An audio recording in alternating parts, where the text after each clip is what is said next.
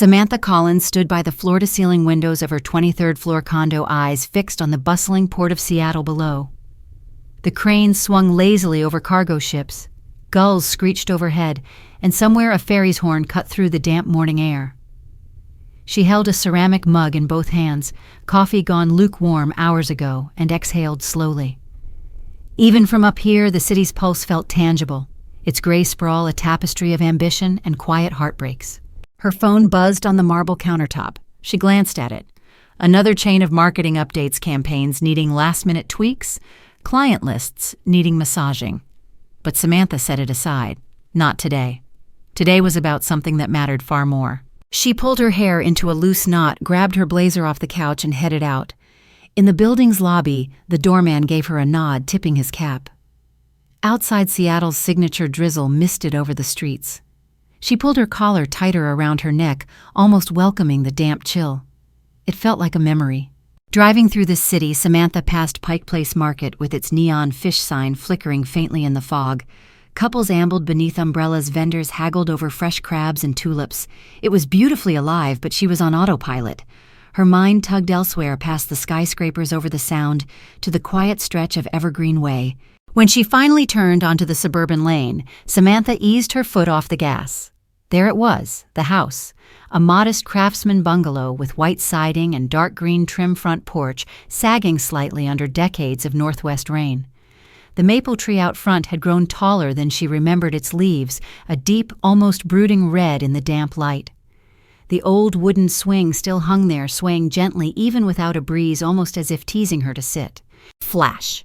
In her mind's eye, a little girl, pigtails flying, shrieking with laughter as her father pushed her higher. Her mother stood on the porch, hand shading her eyes, calling them in for cocoa. That was before everything cracked. Before her father's voice began to sharpen, his absences lengthened until one day he simply didn't come home. Samantha could almost hear the echo of the screen door slamming, could almost feel her own small heart caving in all over again. The lawyer's office was just a 15-minute drive from the house. Samantha sat across from a walnut desk piled high with deeds and contracts. A kind-eyed older woman named Judith oversaw the final paperwork. Outside rain tapped gently on the window panes, a steady percussion. Judith cleared her throat. "All right, Ms. Collins, last step, the deed transfer. This officially places the property under your sole ownership. Washington state law is straightforward on single-party transfers. No surprises here. Just a few signatures and it's yours." Samantha leaned over the document, reading every word, even though she'd done so twice before. The legalese about title insurance, liens, homestead exemptions, it all blurred under the gravity of what she was really doing. Not just buying a house, buying this house. The fragile hope that maybe somehow this would stitch old wounds. She signed initials, looping carefully. Her pen left faint indentations from the force of her grip. Judith gathered up the stack. "Congratulations, it's officially yours. I'll file these with the county by end of week." Outside, Samantha stood on the steps, breathing in air thick with the smell of wet earth and asphalt. The drizzle had strengthened into real rain beating on her lashes. She didn't mind. It felt cleansing. Her phone buzzed again. This time she did check. "Mom, is it raining hard there? Don't drive too fast. I'm making chicken soup tonight if you want to stop by." Her thumb hovered. For a moment, Samantha's chest tightened in a way that was almost painful. Her mother had always fussed over her, even as walls of polite distance had grown high and thick between them. "I'd love that. Be there around 6. She tucked the phone away, smiled despite herself. Maybe tonight she'd tell her. Maybe not everything, she'd let it be a surprise for now. A gentle surprise. After all, Margaret Collins's health was fragile. The doctors called it mild congestive heart failure, but the way her mother sometimes winced while climbing the stairs frightened Samantha more than any medical term could. Back at the house, she let herself onto the porch. The realtor had left a little bronze key in a branded envelope. As Samantha slid it into the lock and turned, the old door creaked open with an oddly welcoming sigh. She stepped inside. It was smaller than her memory.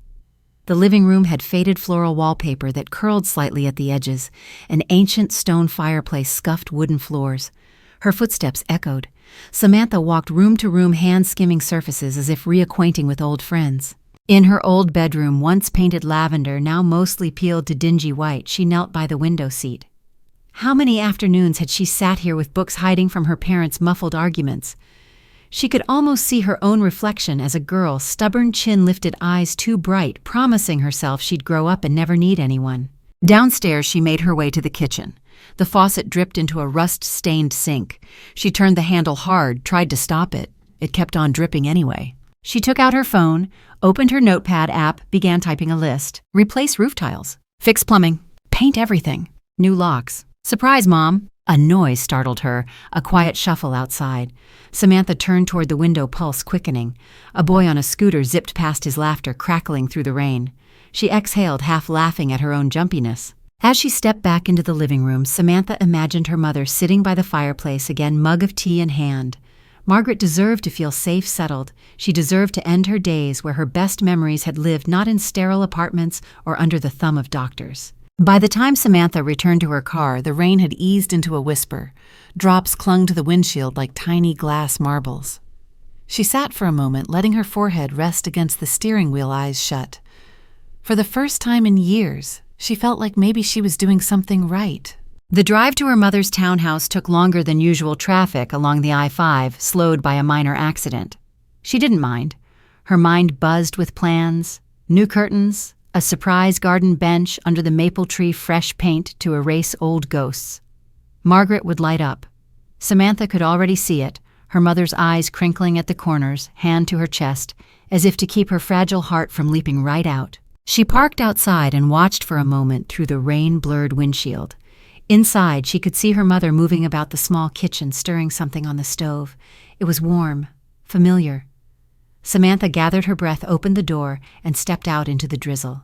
At the threshold, she paused to wipe her shoes and force a bright smile.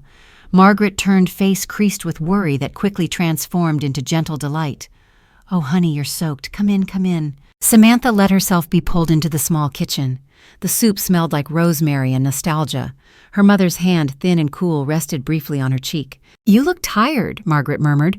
"Worked too hard today." Samantha laughed, brushing damp hair from her face. "Something like that. But it's all going to be worth it. Trust me." Her mother frowned slightly at the cryptic note in her voice, but didn't push. Instead, Margaret busied herself ladling steaming broth into chipped ceramic bowls. The storm outside rumbled faintly, a low promise that more rain was on the way. As they sat together at the tiny kitchen table worn by decades of meals, arguments, and reconciliations, Samantha felt a brief, fragile peace. Maybe this really could be a new chapter for them both. Maybe this house would heal more than old drywall and sagging floors. But across the table, Margaret's eyes darted toward the window, troubled as if she too was listening for something else, some faint echo Samantha hadn't yet caught. A secret already taking root even before Samantha had a chance to reveal her own. The thought settled cold in her gut, but she pushed it away. There would be time for everything. For now she had her mother back, this warm kitchen and the soft drumming of Seattle rain against the glass, at least for tonight. And tomorrow she'd begin the delicate work of giving them both a home again, never suspecting how quickly that dream would start to fracture. The rain hammered relentlessly against Samantha's windshield as she pulled into the driveway of her mother's house. The wipers squealed in protest, barely managing to push aside the torrents. It was late afternoon, but the sky had turned prematurely dark-heavy with rolling storm clouds. Seattle in October could be merciless, and today seemed determined to drown the city. Samantha stepped out, coat pulled tight, shoes immediately soaked through by puddles. She unlocked the front door, called out a soft, "Mom," and got no reply. The living room lights were off. Her pulse kicked up a notch. Then faintly she heard muffled laughter from the kitchen. Pushing through the doorway, she froze. Grant was there. He stood behind Margaret, hands resting lightly on her shoulders, as if he'd always belonged in that spot. Her mother's face glowed with a kind of girlish delight Samantha hadn't seen in years. They both looked up, startled. "Oh, Sam, I didn't hear you come in," Margaret said, brushing invisible crumbs from her sweater. Grant's smile was quick, polished. "Samantha, always a pleasure." "Didn't realize we were entertaining today." Samantha's voice came out sharper than intended. She dropped her keys into the bowl by the door with a clatter. Margaret fidgeted. "Grant brought over pastries from that new place near Green Lake. They're quite good. You should try one." Samantha didn't answer. Her eyes darted around the kitchen at the half-filled mugs, the napkins neatly folded. Too cozy, too domestic. Something twisted painfully inside her. Grant's smile widened, teeth white, almost too white. "You know, Sam, your mother and I were just discussing a little side project, some investments. The market's ripe for it." Margaret laid a hand on top of Grant's, which rested now brazenly on her shoulder. Grant has such a good sense for these things. He's been advising me. Samantha forced her jaw to unclench. Advising you about what exactly? Just diversifying a bit, Grant said smoothly. Nothing too risky. Real estate holding companies, small development shares. Your mother's money's sitting idle, and with inflation. My mother's money is fine where it is, Samantha snapped. She realized she was gripping the back of a chair hard enough to whiten her knuckles. Margaret's eyes narrowed, the warmth draining out of them. Samantha, please. You always think you know better. I am perfectly capable of making my own decisions. Grant patted her mother's shoulder, then moved to the sink to wash his hands as if he owned the place. Samantha's eyes followed him, narrowing. The sleeves of his tailored shirt were damp where he'd pushed them up, revealing a flashy silver watch. Everything about him felt slippery, rehearsed. That night, back in her condo, Samantha couldn't sleep. She paced her living room, bare feet cold on the polished hardwood, listening to the storm rage outside. Lightning flashed briefly, illuminating the rain streaming down her windows in glowing rivulets. Her stomach churned. Just after midnight, unable to stand it, she pulled her laptop onto the kitchen island and logged into the county's property records portal. Her hands trembled slightly as she typed her mother's address, then navigated to the latest filings. There it was, a freshly recorded deed of trust. Her mother's name, and Grant's. Samantha's breath caught.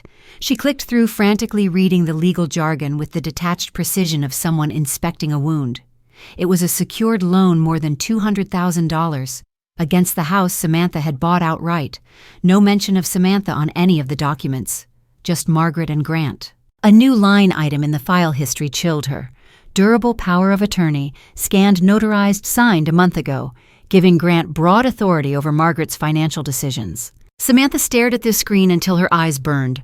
Somewhere in the distance, thunder cracked like splitting bone.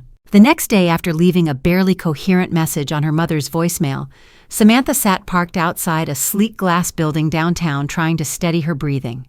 The sign above the door read, Everett and Dunn, PLLC, Estate Planning and Elder Law. Inside the office was all hushed carpeting and soft lighting. A receptionist with serene eyes offered her tea. Samantha declined, gripping her purse like it might float away. When the attorney, a middle-aged woman named Laura Everett, finally ushered her in, Samantha unloaded everything her mother's new relationship, Grant suspiciously smooth, moves the documents she'd found online. Laura listened without interrupting, then pulled up the county records on her own tablet.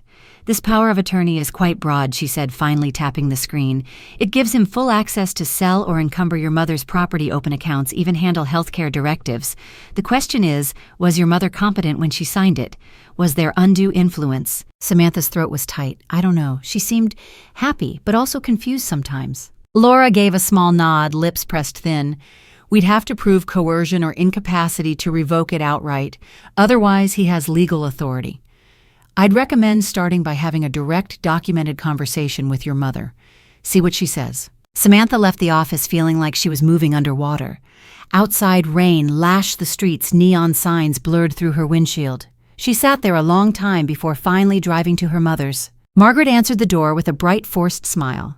Grant was nowhere in sight. I came to talk, Samantha said, stepping inside without waiting for an invitation. Margaret's smile faltered. In the kitchen, they sat across from each other. Samantha pulled out her phone, opened the property records, turned the screen to face her mother. You signed the house over as collateral on a loan, Samantha said quietly. With Grant. Margaret's eyes flickered down, then away. Grant is helping me diversify, like I told you. It's just a little loan. $200,000 is not little. And the power of attorney. Why would you give him that? Margaret's hands fidgeted in her lap. He cares about me, Sam. I know you don't trust people, but... Samantha slammed her palm on the table, startling them both. This is my money. My house. I bought it so you'd have a home, not so you could hand it over to some smooth-talking con artist. Silence. The storm outside rattled the windows. Margaret's face crumpled, but then it hardened again, eyes flashing with something dangerously close to anger. I won't be treated like a child. Maybe I made a mistake marrying your father so young, but I'm allowed to live a little now. You always were selfish, Samantha. Always wanted me to just sit quietly in a rocking chair and wait to die. That's not fair, Samantha whispered. Her heart was pounding so hard she felt lightheaded. I want you to be safe, not manipulated. Margaret's voice dropped. No. You want to control me, just like your father tried. Maybe I don't want to live under your thumb, Samantha. Samantha stood so abruptly, her chair scraped across the tile. She grabbed her coat, fighting back tears. I'll be back tomorrow. We'll talk more then. Outside, the wind ripped at her coat, nearly pulled the door from her hand. Leaves skittered across the wet pavement like frightened insects. That night, unable to rest, Samantha found herself driving aimlessly through Fremont. Street lamps cast long gold pools onto the slick asphalt. Every few blocks, her headlights illuminated people hurrying under umbrellas, couples pressing close to share warmth. She felt painfully alone. Stopping at a red light on the Fremont Bridge, she watched the river churn darkly beneath tiny waves breaking around the pylons. Her mind returned to the power of attorney, the slick way Grant had smiled when talking about investments, the hollow look in her mother's eyes. She pulled out her phone, thumb hovered over the contact for a private investigator she'd once used in a corporate background check. Then she shoved it back into her pocket. Not yet. Not until she tried everything else. The following evening, Grant himself called oozing charm. "Hey, Sam. Thought we should clear the air. Why don't we grab dinner tomorrow, just the two of us? No tension, no lawyers, man to man, well, woman to man." His laugh grated across her nerves. Samantha agreed, if only to see what he'd try next. They met at a trendy little bar off Capitol Hill, where the exposed brick walls and strings of Edison bulbs tried too hard to be casual. The place was warm, alive with chatter. Grant was already at a corner table, waving her over. He ordered a pricey bottle of Pinot without asking. As the waiter poured, Grant leaned back, ankle resting on his knee, exuding practiced ease. "Listen, Samantha, I get it. You're protective of your mother. That's admirable. But Margaret and I, we're serious. We might even be looking at more properties together." Samantha held his gaze. "With her money. With her partnership," he corrected smoothly. Then he leaned forward, voice dropping. "Look between us. I don't want there to be tension. You're a smart woman. You work in marketing, right? You know how investments work. We're just leveraging a little equity to grow her nest egg." Samantha's mouth tightened. "Funny. It's always about growing the nest egg, until the nest is empty." Grant's smile never wavered. "If you keep pushing Sam, you're just going to alienate her. Let her be happy, for once." She stared at him, at the expensive watch, the manicured nails. His eyes glittered with amusement. He was enjoying this. Her mother's vulnerability. Samantha felt something inside her fracture, the same sick twist in her stomach, as when her father used to promise he was just stepping out for cigarettes, never to return. She stood abruptly. "Enjoy your wine," Grant called after her, voice dripping syrup. "Think about it. Happiness doesn't come around twice." Outside, the rain had begun again in earnest. Samantha stood under an awning, breathing in wet asphalt and diesel fumes, trying to steady herself. In that moment, as thunder grumbled low over the sound, she knew she couldn't just stand by. She pulled out her phone, finally dialed the private investigator. As it rang, she watched headlights smear across the street, reflecting off the river of water rushing by the curb. Her heart pounded not with fear this time, but with the hard spark of determination. When the investigator answered, Samantha's voice was calm. "I need you to run a full background on a man named Grant Wallace. I want every marriage, every bankruptcy, every whisper of trouble, and I want it fast." She hung up, feeling the tiniest sense of control return. As she started walking, rain soaking her hair, she couldn't shake the eerie feeling that someone was watching from across the street, a shadow under a flickering street lamp that didn't move when it should have. She quickened her pace, pulse hammering. Somewhere deep inside, Samantha already sensed this was just the beginning, that the storm outside was nothing compared to the one about to erupt inside her own family. The rain hadn't let up for 2 days straight.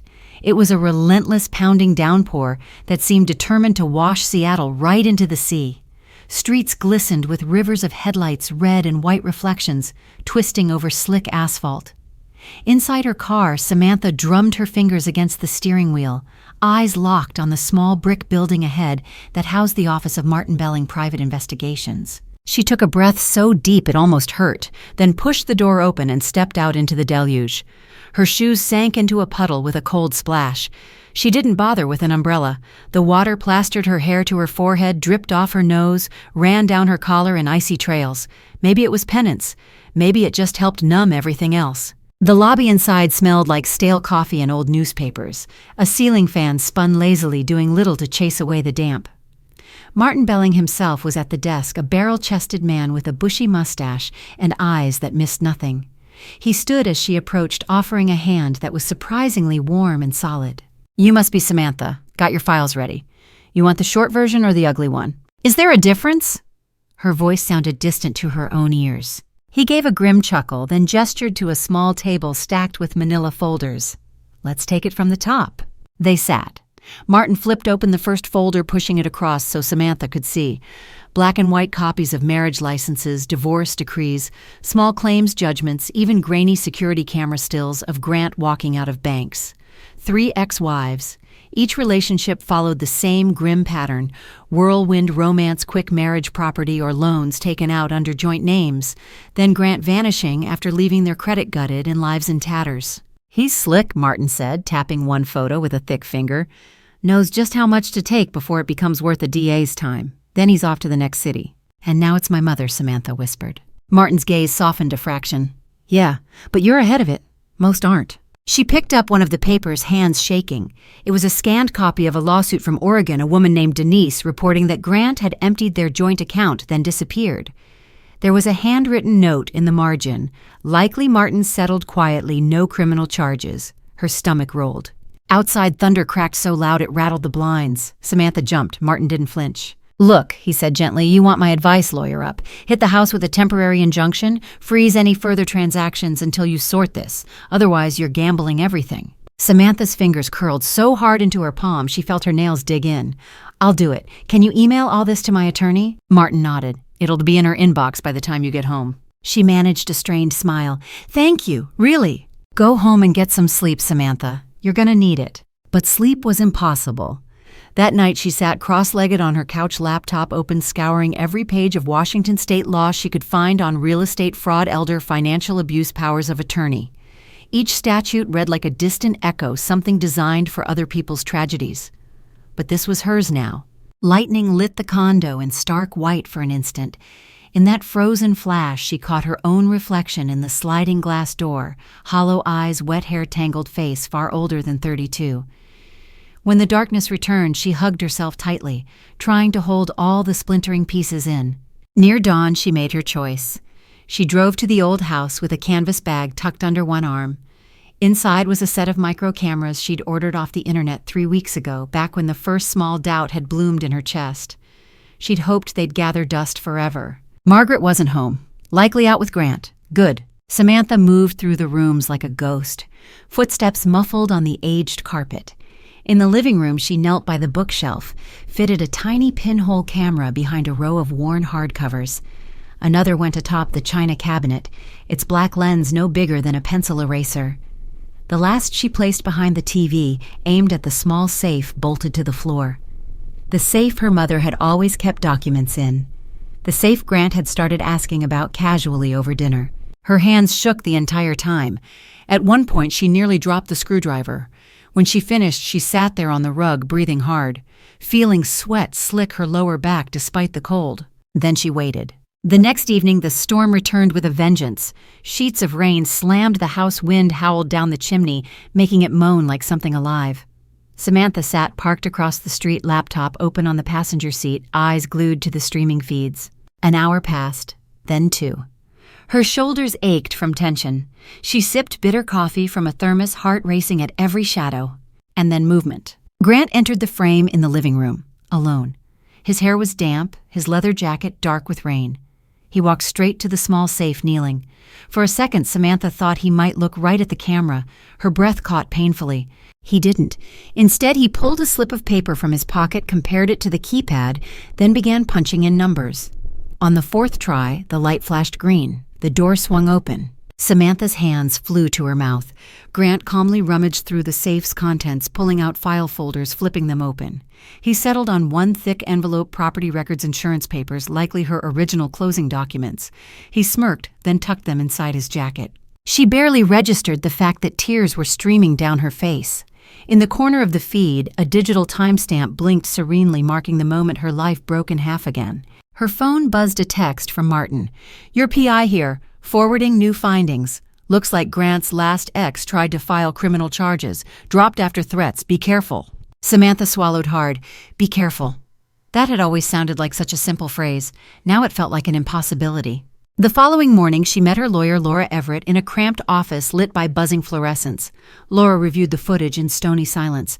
When it ended, she blew out a long breath. "That's plenty.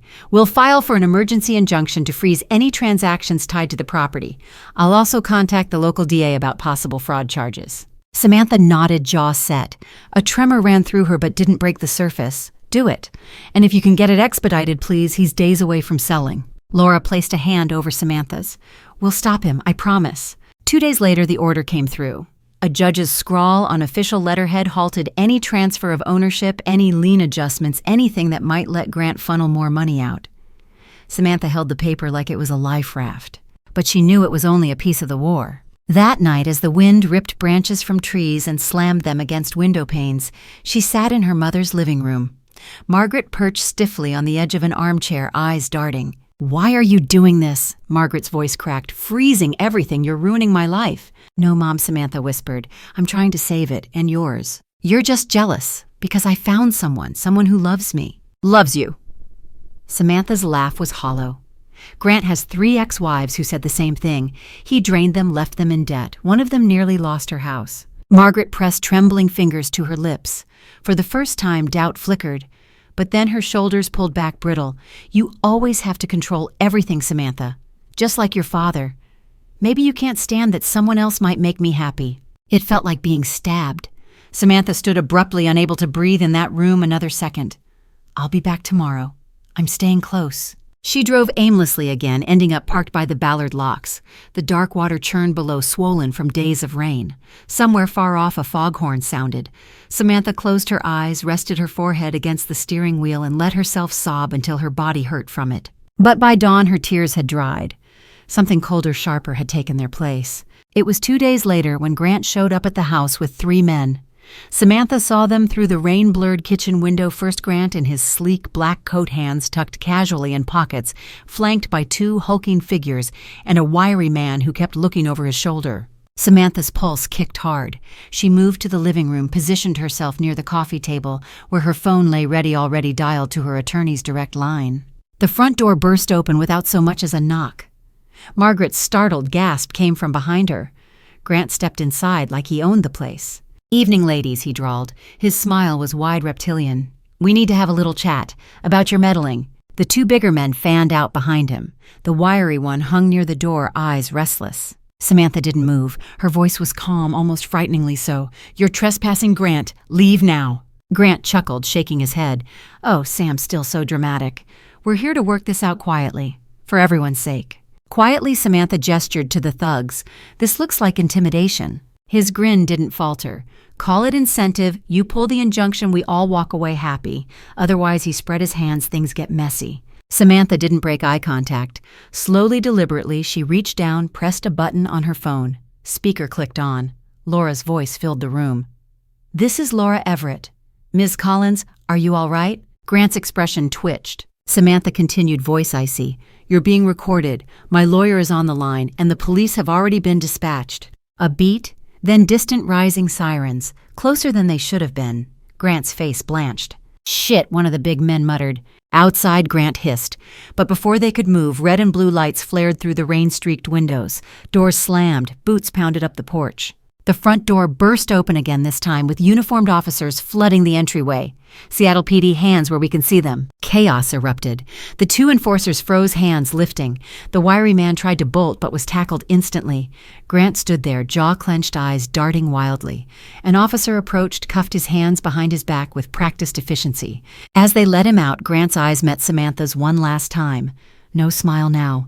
Only something dark and seething, a silent promise of hatred. But it didn't matter. He was done. In the stunned silence that followed, Margaret sank onto the couch, burying her face in her hands. Her shoulders shook with silent sobs. Samantha watched her mother crumble, feeling strangely hollow. There was no rush of triumph, no vindication, just exhaustion and the heavy, inevitable weight of what came next, unpacking years of damage, of need, of misplaced hopes. Outside, the rain had finally stopped. The clouds broke apart in ragged patches, revealing slivers of pale, watery sky. Wind still gusted through the trees, rustling the last stubborn leaves. Samantha stepped onto the porch, arms wrapped tight around herself. An investigator from the county's real estate division approached, flipping through paperwork. He spoke matter-of-factly about wire fraud, attempted illegal title transfer, restitution. It all blurred together. She just nodded, eyes drifting to where Grant was being loaded into a cruiser. Blue lights pulsed over the wet street, washing everything in a surreal glow. Behind her, Margaret let out a low, broken moan. Samantha turned, walked back inside. She rested a tentative hand on her mother's shoulder. Margaret didn't look up. They sat like that in the dim room, surrounded by the echoes of too many lost years. Then Samantha's phone buzzed again, a message from Laura. "Good work today. Let's talk tomorrow about next steps. There will be hearings." Samantha exhaled shakily. This wasn't over, not by a long shot. And somewhere in that fractured quiet, she realized she had no idea what her relationship with her mother would look like now, only that it would never be the same. Outside, the storm clouds continued their slow retreat, leaving behind streets glistening under the fragile return of pale sun, a fragile peace temporary and trembling like everything else she still had to rebuild. The sun had returned to Seattle in shy, halting intervals, like someone learning to smile again after years of tight-lipped silence. Its pale gold bled through the rain-streaked windows of Samantha's new condo near Lake Union, warming the hardwood floors where she sat cross-legged unpacking yet another box labeled Kitchen, Margaret. It was smaller here, 2 bedrooms, modest balcony, no grand staircase or creaking old swing, but it was clean bright, unburdened by ghosts. Through the sliding doors she could see the lake itself, water glinting with tiny waves as rowboats drifted lazily by. In the distance, the Space Needle rose like a silent sentinel over a city cautiously stretching toward spring. Her mother was in the next room, settled in a cozy armchair by the balcony, a quilt draped over her knees. Samantha could hear the gentle rustle of newspaper pages turning. Margaret hadn't said much these last few days, just quiet, measured movements, eyes that seemed always a little damp, though from sadness or fragile health Samantha couldn't always tell. When she finally finished stacking plates in the cupboard, Samantha leaned against the counter, exhaling slowly. Her phone buzzed on the Marble Island. It was Laura, her attorney. "Just got word arraignment set for next month. DA's office confirmed they're adding counts for organized real estate fraud, wire fraud, plus enhanced penalties for elder exploitation. This is going to stick, Samantha." Samantha closed her eyes, letting the words settle into her bones. This is going to stick. A small fissure of relief, delicate as thawing ice, spread through her chest.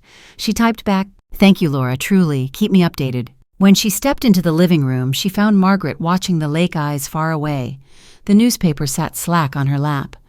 Outside, a family walked by on the promenade, a little girl tugging at her father's hand, squealing at a passing dog. Samantha sat on the ottoman in front of her mother, hesitating before taking her hand. Margaret's skin was cool, paper-thin, faint blue veins running like fragile rivers. "Do you like it here?" Samantha asked softly. Margaret blinked, then nodded. "It's lovely, peaceful. I can hear the gulls in the morning." Samantha squeezed her hand. "I thought maybe we could plant some flowers on the balcony, in boxes. Tulips are everywhere now. Green Lake looks like a painting." A faint smile curved Margaret's lips. "Your father used to drive us up there, remember? In that old blue Pontiac. We'd sit on the grass with cheese sandwiches. You would run off chasing ducks."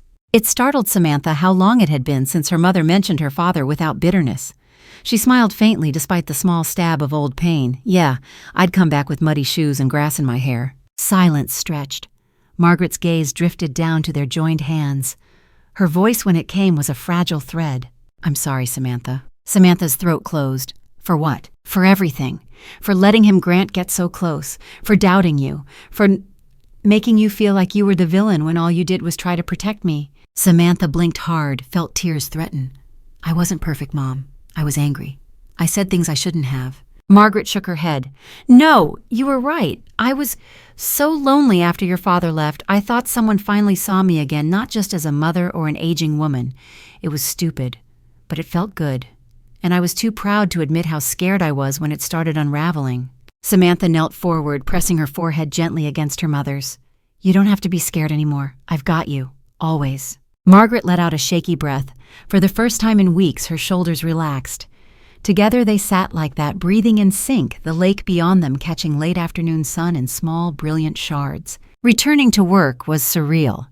The marketing office buzzed, just as always, phones chirping, laughter spilling from cubicles, the smell of burnt coffee strong as ever. But Samantha moved through it differently now, less frantic, less haunted by the compulsion to prove herself. Her colleagues seemed to sense it. Allison from the creative team dropped by her desk with a muffin and a conspiratorial grin. "Office Pool was betting you'd take another month. Glad to see they all lost." "Not sure if I should say thanks?" Samantha teased, breaking off a piece. "Seriously." Sam Allison's voice dropped warm with concern. "You okay? We heard bits and pieces, something about fraud. Your mom." Samantha hesitated, then just nodded. "Yeah, but it's getting resolved, slowly." "Well, Allison squeezed her shoulder. If you ever want to not talk about it, we've got trivia at O'Malley's Thursday. First round's on me. It felt so normal, so blissfully, stunningly normal that Samantha could have cried. Instead, she offered a genuine smile. I'll come, I promise. Later, in a glass-walled conference room, Samantha gave a presentation on a new hospitality client voice, steady slides crisp. When she finished, there was applause, even a playful whistle from Marco in analytics. As they filed out, Samantha realized her hands weren't shaking for the first time in months. That evening, she returned home to find Margaret curled up on the balcony, book abandoned in her lap. The air smelled faintly of lilacs from a neighbor's pot. Lights twinkled on the far shore of the lake. Have you eaten? Samantha asked. Made myself soup. Didn't feel like much more. Samantha pulled a chair over, sitting close. They watched the water in silence until Margaret spoke. You know, after your father left, I thought I'd failed at everything. Wife, mother, woman. I clung so hard to anything that looked like affection, even if it was a lie. Samantha's heart clenched. You didn't fail. You raised me. You gave me everything. Margaret laughed, soft and bitter. I gave you my fears too, my desperation.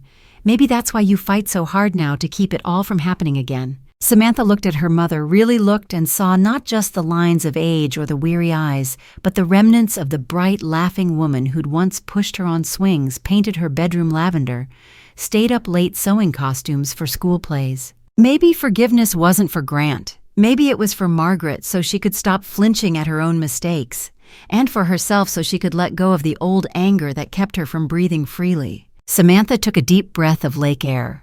It was damp and cool, smelled faintly of moss and something green beginning. I don't blame you, Mom, I promise. Margaret's lips trembled. Then she reached out, threading her fingers through Samantha's. They sat like that until the first stars pricked through the twilight. A week later, Laura called again. DA says the evidence is strong enough for a plea deal. Grant's lawyer is already circling. He'll likely do time. And restitution hearings mean your mother may even get some of the money siphoned back. Samantha thanked her heart light but cautious. Some things you couldn't truly reclaim, like trust or the years spent looking over your shoulder. But at least it was a start. Spring unfolded slowly. Tulips flamed bright red and orange around Green Lake. Samantha and Margaret visited on a Sunday, pushing a small cart of garden supplies for the condo balcony. Kids shrieked by the water's edge. Couples sprawled on blankets, music drifting from a distant Bluetooth speaker.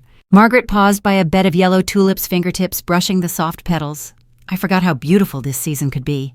You were just looking in the wrong places, Samantha teased gently. They carried trays of potted blooms back to the car, laughing over Margaret's stubborn insistence that yes, she could carry her own despite Samantha's hovering. That night, Samantha planted them on the balcony. Margaret watched from her chair, a light throw over her legs, humming an old tune Samantha half remembered from childhood. As the last pot settled into place, Samantha wiped sweat from her brow, feeling oddly triumphant. The condo glowed with low lamps, warm shadows pooling in corners. Outside, the lake rippled under moonlight fairy horns calling somewhere far off. Samantha poured 2 small glasses of wine. They clinked them together without words. A silence settled, gentle and full. Margaret's eyes closed, face peaceful for the first time in weeks. Samantha leaned back, letting the night wrap around her. Somewhere deep inside, she felt the tight coil of dread start to loosen. Not vanish, some wounds stayed tender forever, but soften enough that she could breathe. Then her phone buzzed on the table, unknown number. She hesitated, frowning, picked it up. A chill spidered down her spine as she read the simple text. Tell your lawyer to back off. Some debts don't stay buried. Her eyes darted to Margaret, still dozing in her chair, oblivious. The fragile calm of the evening now cracked with fresh tension. Samantha's heart-pounded thumb hovering over the screen. Outside, a sudden breeze rattled the balcony railing, tulip leaves shivering under the moonlight. Somewhere below, an engine idled too long before finally pulling away into the darkness. Samantha exhaled long and unsteady, clutching the phone tight. She knew then the fight might not be over. Not yet. But for tonight, she leaned back into her chair, resolved. Whatever new shadows crept close, she was ready. And she would not run. The morning sun spilled softly over the lake, catching on its tiny ripples like scattered shards of glass. It was one of those rare Seattle Sundays that seemed to forget the city's usual contract with drizzle and gloom. The air carried a faint sweetness, part new leaves, part cold dew steaming off park benches. Samantha felt it swirl around her as she pushed her mother's wheelchair along the winding path, skirting the water. Margaret wore a pale lavender sweater, her silver hair pulled neatly back. The light brought out a warmth in her skin that had been missing for months. She held a small paper cup of tea close, letting it warm her hands, her head turning slowly side to side to take everything in. Birds darted over that lake, calling out in short, bright songs. Nearby, a little boy launched a neon green toy boat from the bank, clapping when it caught a tiny gust and skittered forward. Samantha caught herself smiling, an unguarded, fleeting smile that felt almost foreign. Margaret noticed, "You haven't looked that relaxed in ages." Samantha shrugged, pushing the chair forward again. "It's hard not to today." Even the city decided to be kind. They rounded a gentle bend where the trees leaned over the path, their leaves trembling in a slight breeze. Sunlight splashed through in shifting mosaics. Margaret reached up, catching Samantha's hand as it rested on the push bar. Her grip was surprisingly firm. "Sam," she said, her voice low but steady, "I need to say this." Samantha stopped. They were half shielded by the branches, only stray walkers in the distance. A small hush settled over them, broken only by the faint lap of water against the rocks. Margaret squeezed her daughter's hand. "I'm sorry, for all of it, for making you carry so much, for letting myself be blinded by the idea of love, by pretty words and empty promises. I should have known better. I should have protected you from ever having to protect me." Samantha's chest tightened painfully. She knelt so she was level with her mother, studying the lines at the corners of her eyes, the faint tremor in her lips. Margaret's gaze was clear, though clearer than Samantha had seen it in years. "It's over," Samantha whispered. "We survived it, together." Margaret blinked rapidly, tears slipping free. "I promise you, Samantha Collins, that never again will money or property or some charming stranger matter more to me than you. You are my heart, always have been." Samantha leaned forward, resting her forehead against her mother's. The wheelchair squeaked slightly as Margaret reached up to stroke her daughter's hair, soft and tentative, like she was afraid it might be the last time. They stayed there for long moments, breathing together. Nearby, someone laughed a burst of unrestrained joy that pulled them both gently back to the world. Samantha stood wiping her cheeks. Margaret just looked at her, that fragile, crooked smile returning. "Keep pushing, kiddo," she said, "before I get too comfortable and start asking for a nap right here." Samantha chuckled. She stepped behind the chair again, gripping the handles with newfound ease, and continued down the path.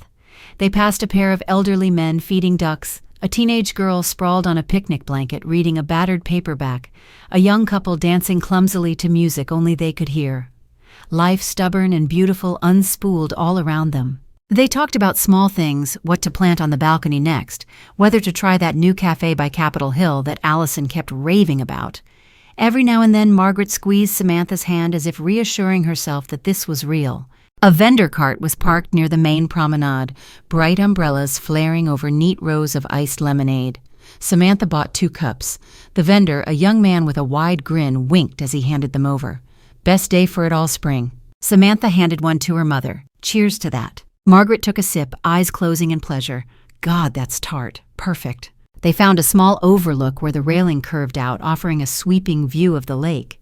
Boats dotted the water, white sails catching the breeze. Sunlight skipped over the surface, dazzling, almost defiant in its joy. Samantha leaned against the railing, her mother beside her in the chair. She let herself breathe it in, the smell of water, the heat on her arms, the murmured laughter of passers-by. For the first time in too long, her mind wasn't cataloging dangers or ticking through legal deadlines. She simply existed, present and unguarded. "Do you ever wish things had been different?" Margaret asked suddenly. Her voice wasn't wistful, just curious, maybe even brave. Samantha thought of all the versions of their lives that might have been. A father who stayed, a mother who never needed rescuing, a self who didn't build her entire sense of worth on propping up everyone else. "No," Samantha said, finally surprising herself. "I mean, sure sometimes, but then I think maybe we wouldn't be here like this, knowing exactly how much we mean to each other, without all the pretending." Margaret reached up again, cupping her daughter's cheek. Her thumb brushed away a tear Samantha hadn't realized was there. "You've always been stronger than me, smarter too." "Stop!" Samantha laughed through a sniffle. "Your turn to be sappy is over." They stayed there until the sun dipped a little lower, the lake shifting to molten silver. The air grew cooler, a whisper that evening wasn't far off. Samantha finally set her lemonade down, moved behind the chair, and nudged them slowly onward. As they walked, Samantha's mind drifted not into worry or dark projections of what might still come, but into small, hopeful what-ifs. Maybe they'd drive out to Port Townsend in the summer, walk the old docks. Maybe plant lavender in big ceramic pots on the balcony, let the bees come. Maybe one day she'd stop bracing for disaster every time the phone rang. Behind them, the lake glimmered on, unconcerned with the wounds of any one family. Ducks cut lazy wakes through the water. A child squealed somewhere, the sound dancing across the surface like thrown pebbles. Samantha felt Margaret lean back slightly, relaxing into the gentle roll of the wheelchair. Her hand rested on Samantha's where it gripped the handle light and shore. Samantha squeezed back. They moved along the path like that, slow and steady, until their figures grew small in the long afternoon light. Two silhouettes, one upright, one seated, merging into the hum of a world that spun beautifully indifferent around them. And though neither could see what waited just beyond the bend, new complications or fresh joys, they kept going side by side, carried by a quiet, unspoken promise that whatever came next, they would face it together.